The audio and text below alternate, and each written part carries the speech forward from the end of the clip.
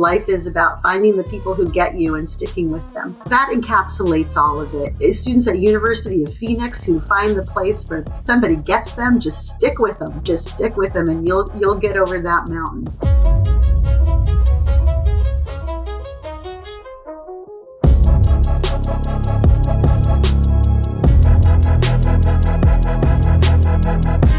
I want to talk about your doctorate that you received here at University of Phoenix. Is this where CAA was born in your mind? Yeah, well, CAA at this point in time is an inclusive collegiate partnership. So the first college that we were able to sit ourselves onto was West Valley College in Saratoga, California.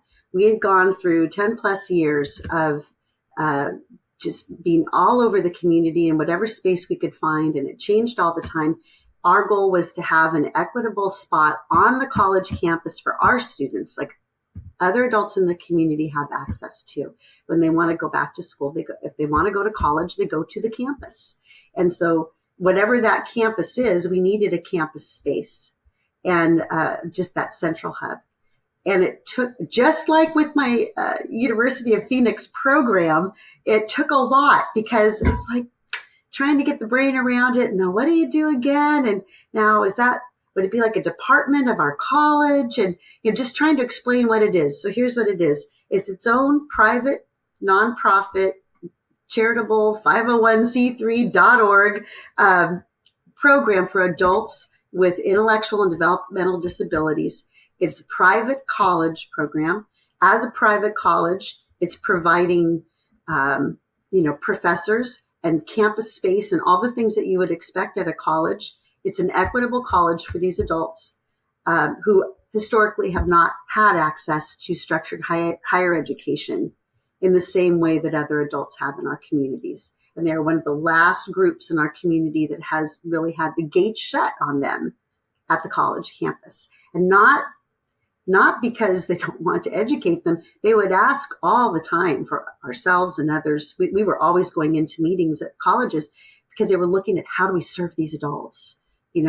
How do we do it in an equitable way? And we would say, just put us on campus. We have a program. It's all developed. We just need a place and then to show how it works so we can replicate it on other campuses or other people could. We can start the movement. Just put us on your campus. And the first college to say, we have space, we can do that, come on over, was West Valley. The only one so far. And so we are forever indebted to them. That it's our flagship campus there. Just the creative, forward progressive thinking of the West Valley Mission College District is unbelievably supportive to our students. So we situated ourselves there. And then from there, we've been able to put together the depth of programs that our students really expect when they're coming to tour college. Tell me about some of those programs. Well, we have 10 schools of study. So now we're a college of liberal arts. Everything from science and dance and digital media studies with, movie making and all that, to communications and language studies, Spanish, Italian, Chinese, whatever it is that they want to study. Our job is to come up with a way to make it happen in a school of study. And so our schools of study are very broad. Like communications houses a lot. We have a brand new one that just opened up, the School of Leadership and Civic Engagement, which comes out of classes that were happening where the students really wanted to be able to work in that area during their class time as part of their structured learning.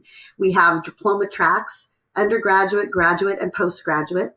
Our students, as I said, with Downs, autism, any ability that they come in with, any learning ability, people say like any level, but we really don't look at it as levels. It's just what are your strengths today and what are we working on as your next step?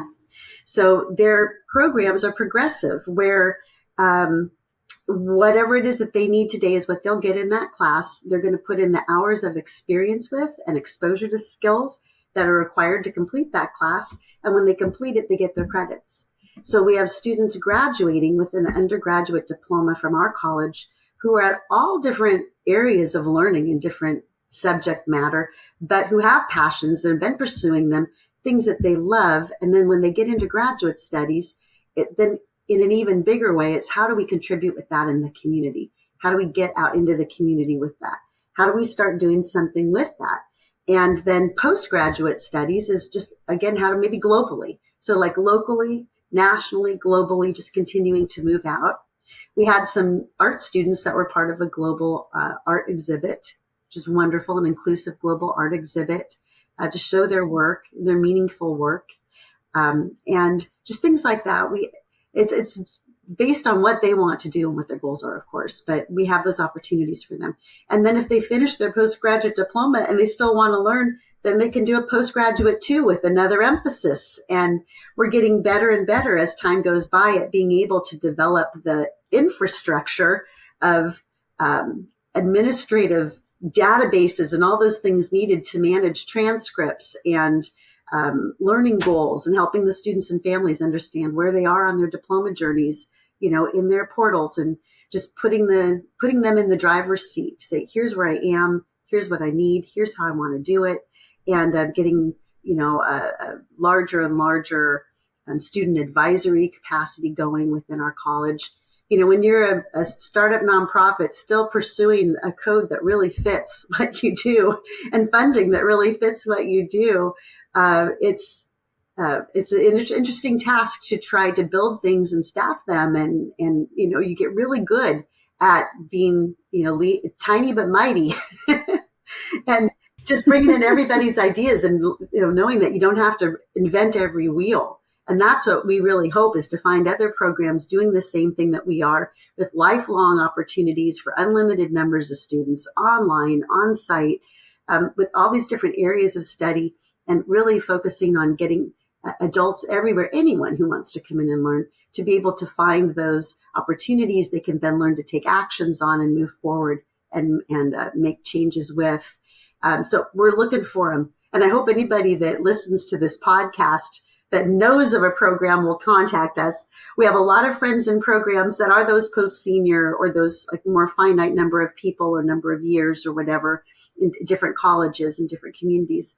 But we know they're out there, and we don't want to invent every wheel.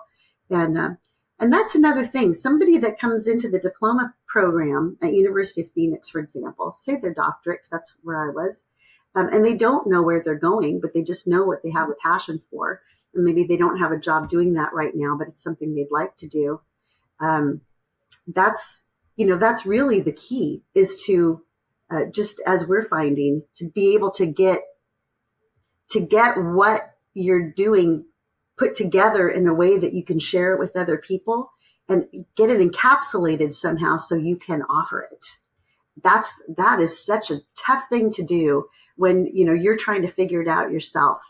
And the assistance that I had in trying to put together the ideas that I had for our programs that were just, how do I encapsulate that, as I've said, has been just invaluable. But for anyone, encapsulating what it is that you are learning and what your specialties are becoming, and finding out where you can take those to make a change. I think that is one of the big things that I know the alumni program too wants to reach out and help people with, that have come through programs at University of Phoenix. And that is all of our goals. That is the goal. Yeah. You had this experience with your daughter, and then you created this incredible college. When did you make the decision for it to be adults that are neurodivergent or IDD, as opposed to children? What was that? So that's a great question.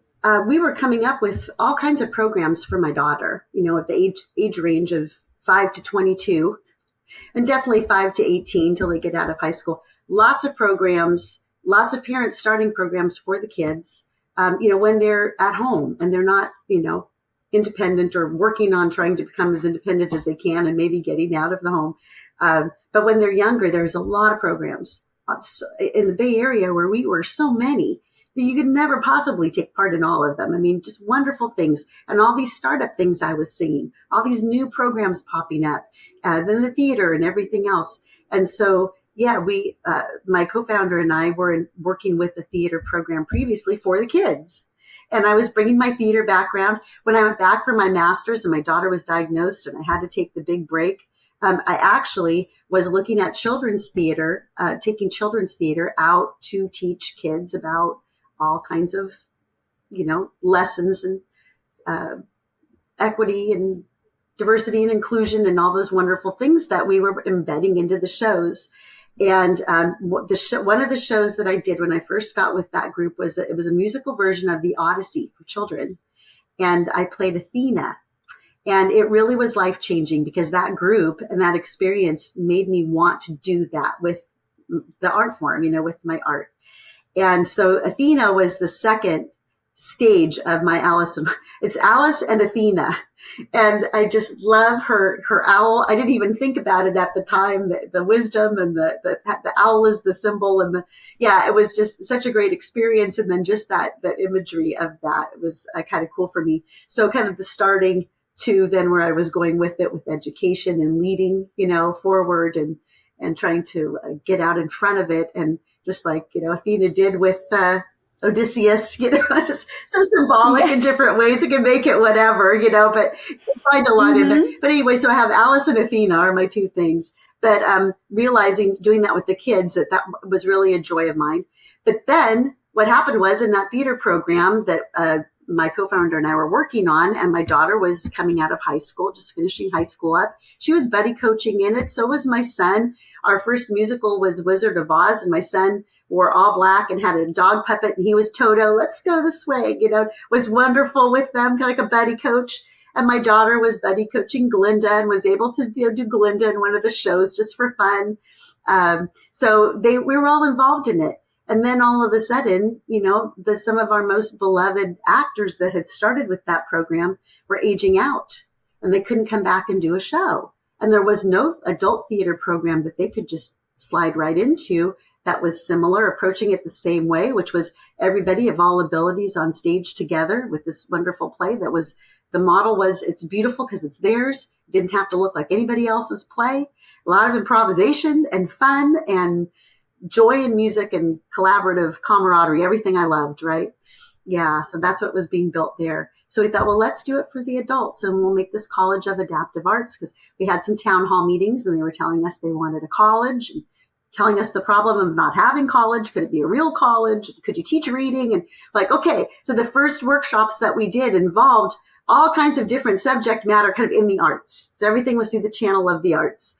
And then as it moved forward, then we just started to develop more specific classes for those areas and then ended up with the schools of study. And now it's a College of Liberal Arts with 10 schools of study and on like that. So it's really a matter, I think, often for families and for parents of really needing to be, and rightfully so, focused on your child, the age that they are, what they have, what they need, and making sure that you're finding the programs for them at that point.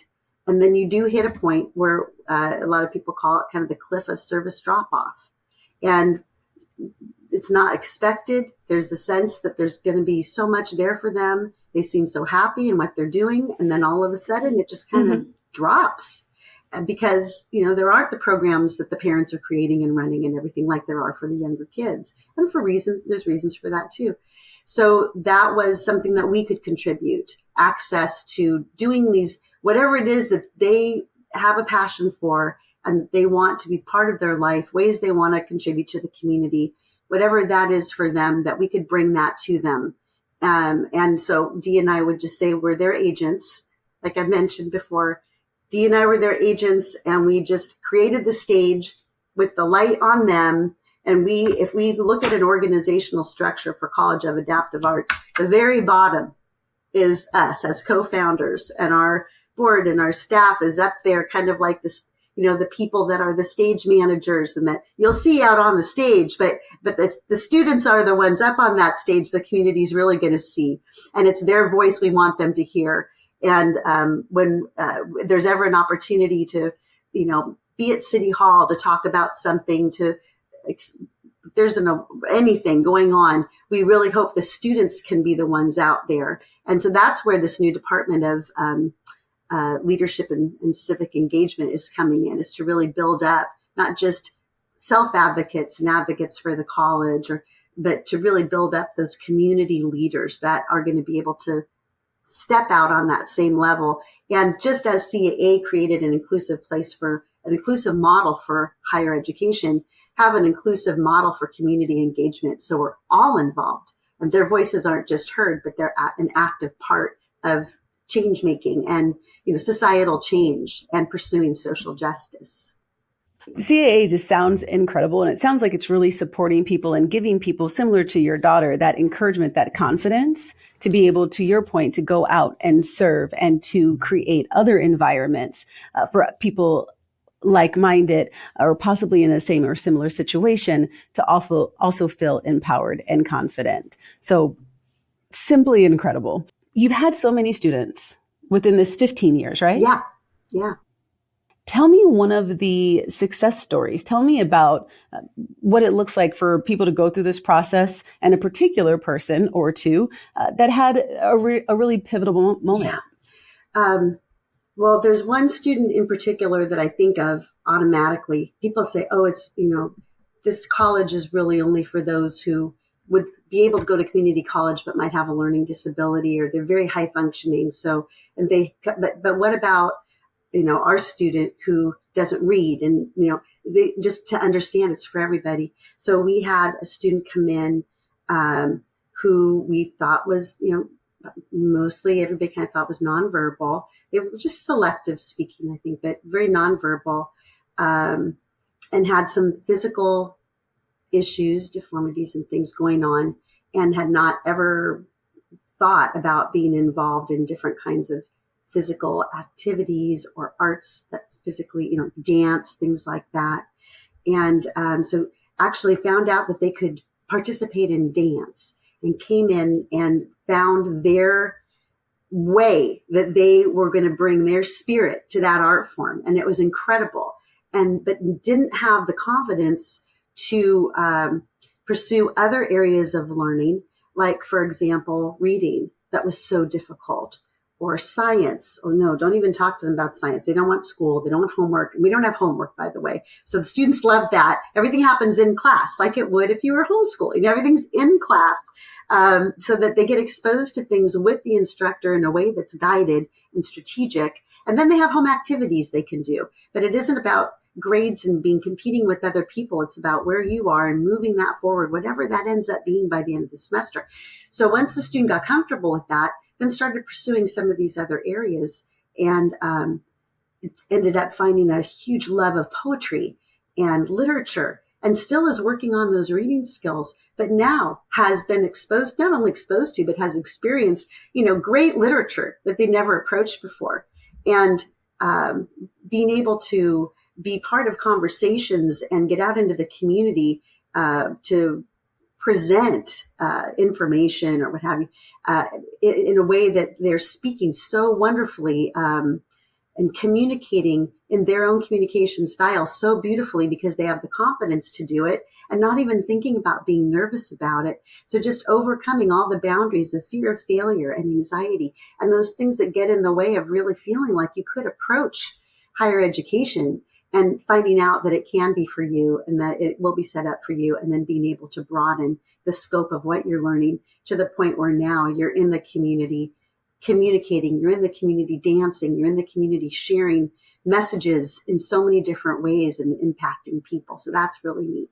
And then another student who did go to a community college, was with us for several years. We did not know that student actually got their diploma from that community college, and they completed it, but they didn't have any place to put what they were interested in. And that was journalism and working on a paper, and had always worked on school papers and was really active in the paper at that community college.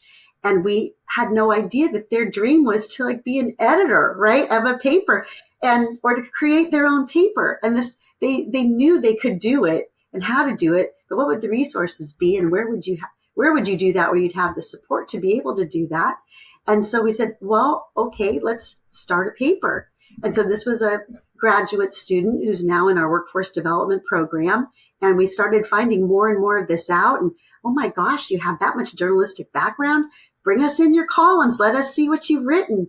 And so her goal is to be a professor at the college. And now she's producing our first Cardinal Times newspaper for our students and reporting on things. The students went to a Barracudas hockey game. They're invited to go to Barracudas, and she interviewed a player and she wrote an article about that. And they invited her to come and interview a player. And that was just incredible, opportunities. That what journalist in the Bay Area has a chance to do that every day and go back in the clubhouse and, get involved. And so, and then a student that just recently discovered photography as an interest, who before thought he might like to maybe work in the classroom with fellow students and things as a staff member, maybe a goal for him. And then he got involved with photography in one of the classes with an amazing teacher. And now he wants to be a photographer. So guess what? He's a photographer. He's the photographer for the Times that the other student is the editor for. And they are the team that are building this paper up. And now he's finding this area totally out of the box and non-traditional. And he's going other places and doing photography for them because he's learning how to take some great pictures. And he's doing it just, he loves what he does. And if he can, build into doing this vocationally in some way, it would just be a dream come true. And so not ever having explored that, he didn't even know he had that interest. And now he's the photographer, the photographic journalist for our paper that we're producing for our college. So just really neat stories like that all the time, all around. And those that really had an anxiety going back to school because they'd felt like with maybe learning disabilities or whatever the issues were, some of them have had real extreme bullying in their past, and they're just not sure it's a safe space. So we also have an arts behavioral model that is making sure that students are respecting each other and coming in with, positive attitudes of supporting each other and that they can trust each other in that space. And the old theater term of we're going to leave it at the door, we employed that. We're going to be glad. We're going to leave it at the door. And learning that is a skill. That takes a while sometimes for students to be able to understand the concept of leaving it at the door, but an important one to have. And then in the interpersonal relationships, not just at the college, but with others outside of it, the more they're able to employ things like attitude and respect and, mutuality in their relationships in their classes, then they will know how to apply that outside of class and be encouraged to do that. And we treat the class space as a professional environment and how you come into the space and how you interact with others in the space, which can be very new to our students. And so that's regardless of if they're there for one class or 10 years, that's always going to be a part of their learning process of those professional skills. And then we have a school of business now too, for them to pursue, other kinds of professional skills. But, those social cognitive developmental skills that we work on within this curriculum that really was shaped and, put into a structure that you could share and train, with others. That is the foundation of everything, not how high do you kick or how well do you write a sentence or, how can you do a lab experiment on your own to prove a hypothesis. It's just what is your personal best today in your areas of learning choice, and what does it mean for you to move forward to your next steps and to continue to do that throughout your life. You've made a pivotal change for these students. You've created a place for them to feel comfortable. You've created a place for them to feel powerful, and you've created a place in them to where imposter syndrome is something of the past. And I could only imagine how that had to be transformative for them, their future, and the next generations coming behind them. So for them, and I'm sure if I were to meet any of them, especially the two that you had mentioned, one a journalist, one a photographer, doing this with the Times, and also setting up the brand new paper for the college, congratulations and an awesome thank you. And your faith, your optimism is clear. Like it is part of the vision. It is part of the value of the college. And you could see it moving into your students as well as they move forward in their life and in their careers. And that in itself is absolutely incredible. So thank you for that. Thank you for driving through and pushing past, because I imagine it couldn't have been all unicorns and glitter. There had to have been, within this 15 years, a little bit, there had to have been some rub. Was there any, what challenges did you deal with within this 15 years getting to this point? The biggest challenge is when people just aren't getting behind you. When you know that what you have when you know that what you have is viable, and and you just are trying to find the support. And no matter how much you talk about it, no matter how you put it out there, it's just not like taking root, and you know that it needs to, and it should, and it can, and it's not hard to do. This is just us all getting together to do it. We're training our teachers. Right. You could have taught somewhere else for 20 years in special ed. We still are going to need to train you in our methods. It may not be a good fit. It's like just teaching people what it's about. And, well, usually it is, but, it's definitely coming in and learning how we teach in the classroom, which is very different. But that's the main thing, is just getting people to get behind what you're doing and what the students are doing. That's been the big challenge. And, of course, as you're around longer and longer in the community, people start to get it more and more, understand it. You have people spreading the word for you, but then they're talking to people that have never seen it. And it really requires people meeting the students, seeing what we do to really understand it, seeing it on that campus and understanding what kind of an inclusive partnership that can be, and how that brings these individuals in our communities that haven't had access, how it brings them access, and how it is such a social justice issue. That and funding, of course, always funding, but it comes. It's the right thing at the right time by no fault of our own. I mean, we were just, told by everybody else it was the right thing at the right time. And we jumped in, and we always say, Dee and I, we call each other, we're Sisters of the Swell, which is this watercolor that she got me of two women on surfboards, waiting for the wave. Because we always talked about, we didn't even know that we were kind of catching one at the time that that this really was such a big hole in our educational system. And then it's exhausting to ride it and get up on it and try to ride it to shore. And then you get there and you feel like, oh, okay, we hit that milestone. And then, you're soaking wet and you're tired and you're looking around and you see all of these other people with their surfboards that were out there at the same time you didn't even know were there. And then you're just saying, hey, okay, let's climb this hill together and see if we can get into the valley over there, and you don't even know what's there, but you got to go to something else.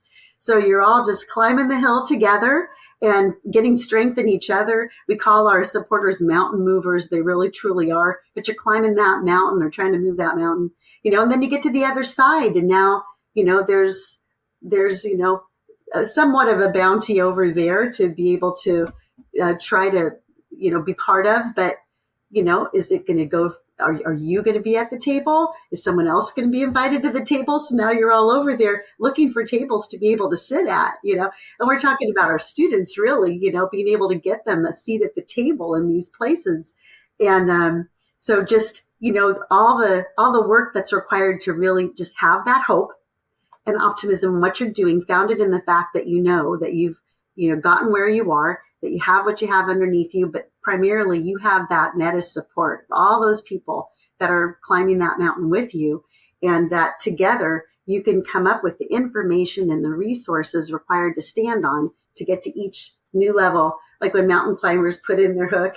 I'm not a mountain climber. I'm going to call it a hook and a rope. How they have to do that, and if you have multiple, and somebody at the top, helping you out, and you have to learn to do it before then you can even really get up there at all to any degree, which we had to learn to kind of build our processes. So all those things were challenges, but it really is just primarily being able to continue to communicate until you can just build that group around you that understands, gets it, and wants to go there with you in anything that you do. Absolutely. Dr. Pamela, you were phenomenal. And the things that you've accomplished with your partner and simply your goals and aspirations moving forward, wanting to be able to touch and serve more so that they can feel more successful and empowered. Mm-hmm. It's admirable. And so we are proud that you are a University of Phoenix alum. We are so, so grateful that you joined us today in sharing your story. I know that the listeners and the viewers are definitely going to be able to get something from this. That brings us to the end of this episode of Degrees of Success. I'm your host, Freda Richards. Don't forget to like, comment, and subscribe. And remember that your next chapter just might be your best one yet. See you soon.